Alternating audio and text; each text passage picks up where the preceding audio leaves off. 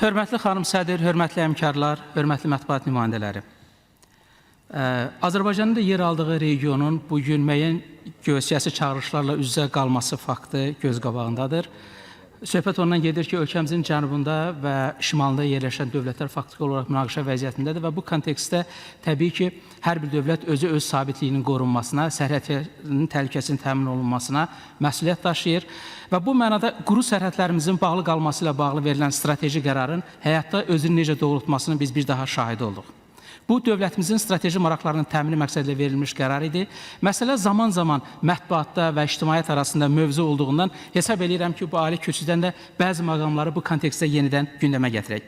Təbii ki, dövlət sərhədlərimizin bağlı olmasını şərtləndirən amilləri bir daha nəzərdən keçirək. Ölkənin geosiyasi vəziyyəti, regional təhlükəsizliyin üzləşdiyi çağırışlar, ölkə daxili siyasi sabitliyin dayanıqlı təmini və təhlükəsizliyin daha da gücləndirilməsi.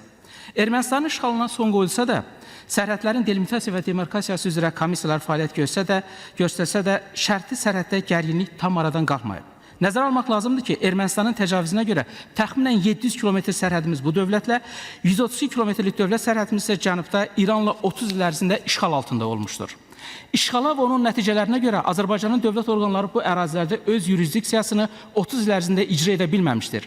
Həmçinin qaçaqmalçılıq, narkotik ticarəti, qeyri-qanuni miqrasiya, kütləvi qaçqın axını təhlükəsi kimi faktorlarda sərhədlərin bağlı qalması, onun saxlanmasını zəruri edən şərtlərdəndir.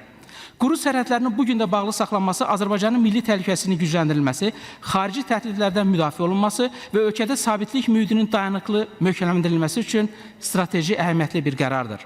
Pandemiyanın xaricində bu qərarın əsas motivi milli təhlükəsizliyin və sabitliyin tam təmin olmuşdur. Azərbaycan Prezidenti İlham Əliyev ADA Universitetində COP29 və Azərbaycan üçün Yaşıl Baxış Forumunda 2024-cü ilin aprelində bu məsələyə bağlı fikrini belə əsaslandırmışdır. Hazırda quru sərhədlərinin müəyyən dövrdə bağlı qalmasından sonra Azərbaycanda təhlükəsizliyin gücləndiyini görürük.